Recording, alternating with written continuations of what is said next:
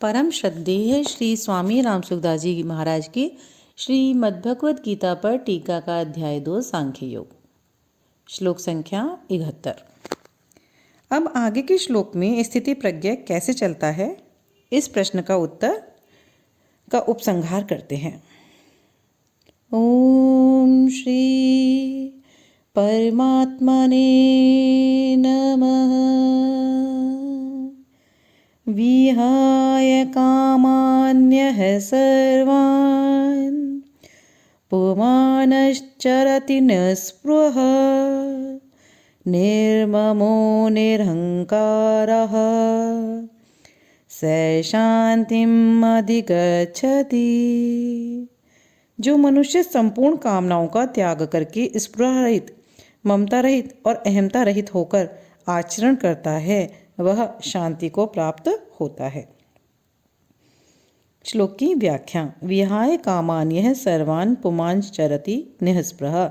अप्राप्त वस्तु की इच्छा का नाम कामना है। स्थिति प्रज्ञ मनुष्य, स्थिति प्रज्ञ महापुरुष संपूर्ण कामनाओं का त्याग कर देता है। कामनाओं का त्याग कर देने पर भी शरीर के निर्वाह मात्र के लिए देश काल वस्तु व्यक्ति पदार्थ आदि की जो आवश्यकता दिखती है, अर्थात जीवन निर्वाह के लिए प्राप्त और अप्राप्त वस्तु आदि की जो जरूरत दिखती है, उसका नाम स्पृहा है।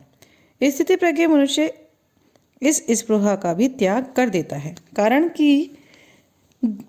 कि जिसके लिए शरीर मिला था और जिसकी आवश्यकता थी, उस तत्व की प्राप्ति हो गई है, वह आवश्यकता पूरी हो गई है।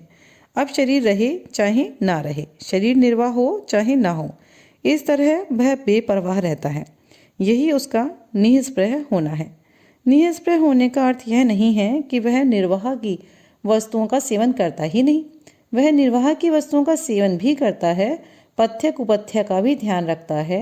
पहले साधन अवस्था में शरीर आदि के साथ जैसा व्यवहार करता था, वैसा ही व्यवहार अब भी करता है, परंतु शरीर बना रहे तो अच्छा है, जीवन निर्वाह की वस्तुएं मिलती रहें तो अच्छा है, ऐसा उसके भीतर कोई परवाह नहीं होती। इसी अध्याय के 55वें श्लोक में प्रजहाति यदा कामान सर्वान पदों से कामना त्याग की जो बात कही थी, यही बात विहाय कामान्यः सर्वान पदों से कही है। इसका तात्पर्य है कि कर्म योग में संपूर्ण कामनाओं का त्याग किए बिना कोई स्थिति प्रज्ञ नहीं हो सकता, क्योंकि कामनाओं के कारण ही संसार के साथ संबंध जुड़ा हुआ है। कामनाओं का सर्वथा त्याग करने पर संसार के साथ संबंध रह ही नहीं सकता। निर्ममः। स्थिति प्रज्ञ महापुरुष ममता का सर्वथा त्याग कर देता है। मनुष्य जिन वस्तुओं को अपनी मानता है, वे वास्तव में अपनी नहीं है, प्रत्युत संसार से मिली हुई हैं। मिली हुई वस्तुओं को अपनी मानना भूल है। यह भूल मिट जाने पर स्थिति प्रज्ञ वस्तु व्यक्ति पदार्थ शरीर इंद्रियों आदि में ममता रहित हो जाता है। निरंकारः अर्थात यह शरीर मैं ही हूँ, इस तरह शरीर से तादात्म्य मानना अहंकार है। स्थिति प्रज्ञ में वह अहंकार नहीं रहता। शरीर इंद्रियां मन बुद्धि आदि सभी किसी प्रकाश में दिखते हैं। जो मैंपन है उसका भी किसी प्रकाश में भान होता है। अतः प्रकाश की दृष्टि से शरीर इंद्रियां मन बुद्धि अहमता में ये सभी दृश्य हैं। दृष्टा दृश्य से अलग है, यह नियम है। ऐसा अनुभव हो जाने से स्थिति प्रज्ञ निरहंकार हो जाता है। मैं अलग हूँ, शरीर अलग है। स शांतिम अधिगच्छति अर्थात स्थिति प्रज्ञ शांति को प्राप्त होता है। कामना स्पृहा ममता अहमता रहित होने पर शांति आकर प्राप्त होती है, ऐसी बात नहीं है। प्रत्युत शांति तो मनुष्य मात्र में स्वतः सिद्ध है। केवल उत्पन्न एवं नष्ट होने वाली वस्तुओं से सुख भोगने की कामना करने से, उनसे ममता का संबंध रखने से ही अशांति होती है। जब संसार की कामना स्पृहा ममता और अहमता सर्वथा छूट जाती है, तब स्वतः सिद्ध शांति का अनुभव हो जाता है। इस श्लोक में कामना स्पृहा ममता और अहमता, इन चारों में अहमता ही मुख्य है। कारण कि एक अहमता के निषेध से सबका निषेध स्वतः हो जाता है। यदि मैंपन नहीं रहेगा तो फिर मेरापन कैसे होगा? कामनाओं में कौन रहेगा? किस लिए और किसके लिए करेगा? जब निरहंकार कहने मात्र से कामना आदि का त्याग उसके अंतर्गत आ जाता था, तो फिर कामना आदि के त्याग का वर्णन क्यों किया? इसका उत्तर यह है कि कामना स्पृहा ममता अहमता, इन चारों में कामना स्थूल है। कामना से सूक्ष्म स्पृहा, स्पृहा से सूक्ष्म ममता और ममता से भी सूक्ष्म अहमता है। अतः साधक पहले कामना, स्पृहा और ममता का त्याग कर दे तो अहमता त्याग करना उसके लिए सुगम हो जाएगा। शास्त्रीय दृष्टि से पहले कामना का त्याग, फिर स्पृहा, ममता और अहंकार का त्याग बताया गया है। परंतु साधक की दृष्टि से पहले ममता का त्याग, फिर कामना, स्पृहा और अहंकार का त्याग करना ही ठीक है। ममता प्राप्त वस्तु की और कामना अप्राप्त वस्तु की होती है। सबसे पहले ममता का त्याग करना सुगम पड़ता है। मनुष्य पहले ममता से अर्थात प्राप्त वस्तु के संबंध में ही फंसता है। पहले ममता का त्याग करने से निष्काम होने की सामर्थ्य आ जाती है। कामना का त्याग करने से निःस्पृह होने की सामर्थ्य आ जाती है और स्पृहा त्याग करने से निरहंकार होने की सामर्थ्य आ जाती है। शास्त्रीय दृष्टि के अनुसार चलने से मनुष्य पंडित हो जाता है और साधक की दृष्टि के अनुसार चलने से मनुष्य को अनुभव हो जाता है। अहमता ममता से रहित होने का क्या उपाय है? कर्मयोग की दृष्टि से मेरा कुछ नहीं है, क्योंकि मेरा किसी वस्तु, व्यक्ति, परिस्थिति, घटना, अवस्था आदि पर स्वतंत्र अधिकार नहीं है। जब मेरा कुछ है ही नहीं तो मेरे को कुछ चाहिए भी नहीं, क्योंकि अगर शरीर मेरा है तो मेरे को अन्न, जल, वस्त्र आदि की आवश्यकता है। पर जब शरीर मेरा है ही नहीं तो मेरे को किसी भी तरह की कोई आवश्यकता ही नहीं। जब मेरा कुछ नहीं और मेरे को कुछ नहीं चाहिए तो फिर मैं कहाँ रहा? क्योंकि मैं तो किसी वस्तु, शरीर आदि को पकड़ने से ही होता हूँ। मेरे कहलाने वाले शरीर आदि का मात्र संसार के साथ सर्वथा अभिन्न संबंध है। इसलिए अपने कहलाने वाले शरीर आदि से जो कुछ करना है वह सब केवल संसार के हित के लिए ही करना है, क्योंकि मेरे को कुछ चाहिए नहीं। ऐसा भाव होने पर मैं का एक देशीयपना आप से आप मिट जाता है और कर्मयोगी अहमता ममता से रहित हो जाता है। सांख्य योग की दृष्टि से प्राणी मात्र को मैं हूँ इस प्रकार अपने स्वरूप की स्वतः सिद्ध सत्ता का ज्ञान रहता है। इसमें मैं तो प्रकृति का अंश है और हूँ सत्ता है।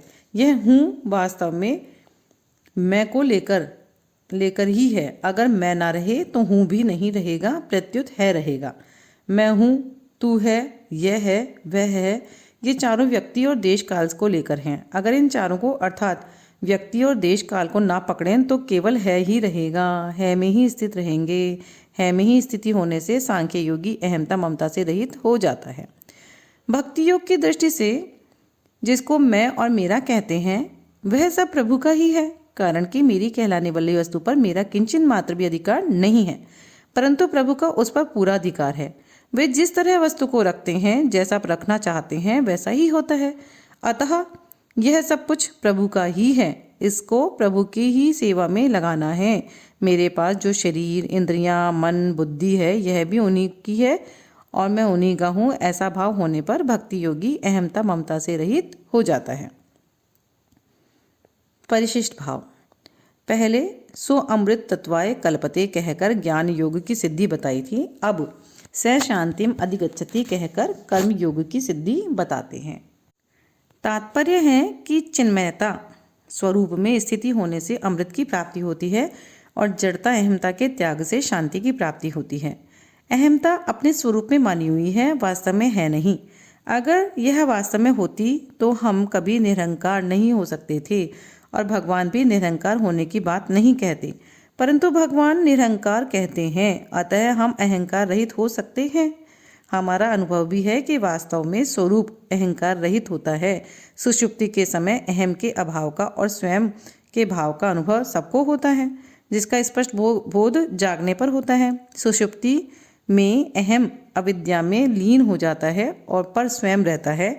इसीलिए सुषुप्ति से जगने पर उसकी स्मृति से हम कहते हैं कि मैं ऐसे सुख से सोया कि मेरे को कुछ पता ही नहीं था। इस स्मृति से सिद्ध होता है कि सुख का अनुभव करने वाला और कुछ पता नहीं था, यह कहने वाला तो था ही नहीं, तो सुख का अनुभव किसको हुआ? कुछ पता नहीं था। यह बात किसने जानी? अतः कुछ पता नहीं था। यह अहम का भाव है। इसका ज्ञान किसको है? यह अहम रहित स्वरूप है। एक स्त्री की नथ कुएं में गिर गई। उसको निकालने के लिए एक आदमी कुएं में उतरा। जल के भीतर जाकर उस नथ को ढूंढने लगा। ढूंढते ढूंढते वह नथ उसके हाथ लग गई तो उसको बड़ी प्रसन्नता हुई, परंतु उस समय वह कुछ बोल नहीं सका, क्योंकि वाणी और जल का आपस में विरोध है। अतः जल से बाहर आने पर ही वह बोल सका, नथ मिल गई। ऐसे ही सुषुप्ति में अहम के लीन होने पर मनुष्य सुख का अनुभव तो करता है, पर उसको व्यक्त नहीं कर सकता क्योंकि बोलने का साधन नहीं रहा। सुषुप्ति से जागने पर ही उसको सुषुप्ति के सुख की स्मृति होती है। स्मृति अनुभवजन्य होती है। अनुभवजन्यम ज्ञानम स्मृति ही। इस प्रकार सुषुप्ति में अहम के अभाव का अनुभव तो सबको होता है, पर उसके अपने अभाव का अनुभव किसी को कभी नहीं होता। अहंकार हमारे बिना नहीं रह सकता, पर हम अहंकार के बिना रह सकते हैं और रहते ही हैं। हमारा स्वरूप चिन्मय सत्ता मात्र है। इस नित्य सत्ता को किसी की भी अपेक्षा नहीं है, पर सत्ता की अपेक्षा सबको है।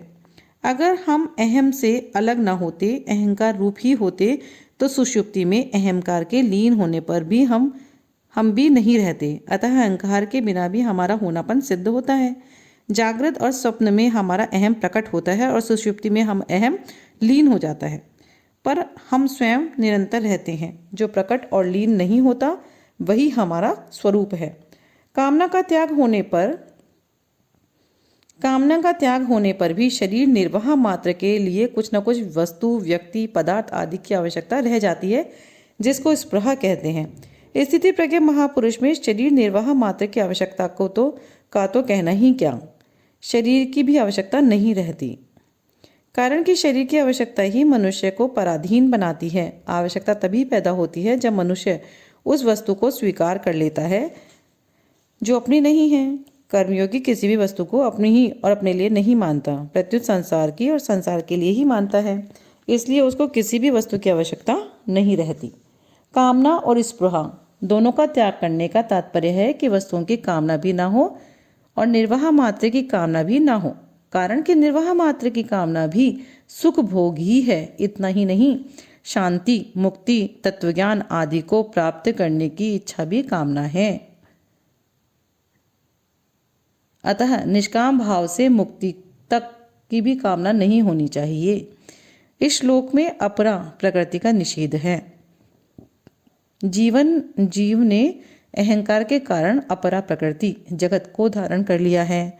ययेदम धार्यते जगत। अतः निरंकार होने पर अपरा प्रकृति का निषेध, संबंध विच्छेद हो जाता है और जीव जन्म मरण रूप से बंधन मुक्त हो जाता है। सबका त्याग होने पर भी अहंकार शेष रह जाता है, पर अहंकार का त्याग होने पर सबका त्याग स्वतः हो जाता है। श्लोक संख्या 71, अध्याय 2 सांख्य योग यहाँ संपूर्ण होती है। इति श्री।